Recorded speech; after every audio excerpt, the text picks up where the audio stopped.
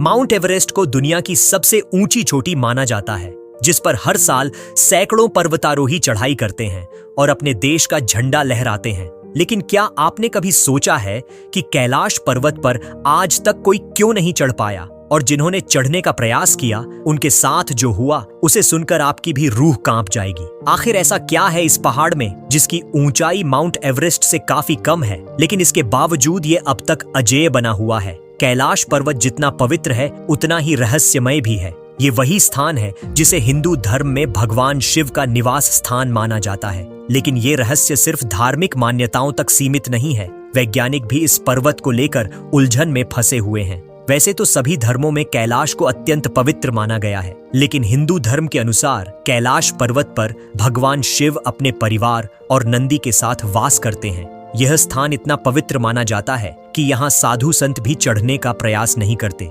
उनका मानना है कि इस पर्वत के शिखर पर पैर रखना भगवान शिव की मर्यादा का उल्लंघन करना है। कैलाश पर्वत को धरती का केंद्र यानी एक्सिस मुंडी कहा जाता है। पर्वत के चारों दिशाओं से 4 पवित्र नदियां निकलती हैं, सिंधु, ब्रह्मपुत्र, सतलज और करनाली। पर्वतारोहियों का कहना है कि जैसे ही वे कैलाश पर्वत के पास पहुंचते हैं, उनके कंपास और जीपीएस काम करना बंद कर देते हैं। घड़ियां अचानक बंद हो जाती है, कैमरे खराब हो जाते हैं और लोगों को कुछ समय तक कुछ याद ही नहीं रहता। वैज्ञानिकों का मानना है कि कैलाश के आसपास का इलाका शक्तिशाली मैग्नेटिक फील्ड से घिरा हुआ है, जो किसी भी इलेक्ट्रॉनिक डिवाइस को गड़बड़ा देता है। कुछ लोगों ने यह भी दावा किया है कि कैलाश की परिक्रमा करने के बाद उनके बाल और नाखून बढ़ गए थे, जैसे वे हफ्तों से समय में आगे बढ़ चुके हों।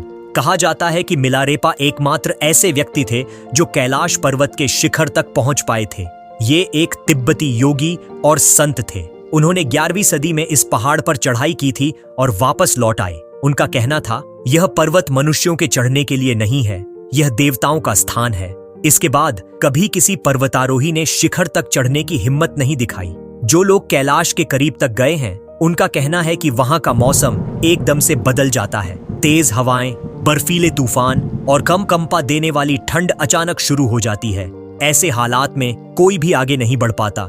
कई पर्वतारोहियों ने दावा किया है कि उन्होंने कैलाश के पास डमरू की आवाज और ओम की ध्वनि सुनी है। कुछ रिपोर्ट्स में यह भी कहा गया है कि कैलाश पर्वत के ऊपर आसमान में 7 रंगों वाली रोशनी देखी गई है। ये घटना ऑरोरा या चुंबकीय विकिरण की वजह से हो सकती है, लेकिन आज तक इसका कोई ठोस वैज्ञानिक सबूत नहीं मिल पाया। वैज्ञानिकों का मानना है कि कैलाश पर्वत का इलाका बहुत ही मुश्किल और ग्लेशियर से भरा हुआ है। यहाँ की ढलानें चढ़ाई के लिए बिल्कुल भी अनुकूल नहीं है। साथ ही चीन सरकार ने इस पर कानूनी रोक भी लगा रखी है, इसीलिए किसी भी पर्वतारोही को इस पर चढ़ने की अनुमति नहीं मिलती।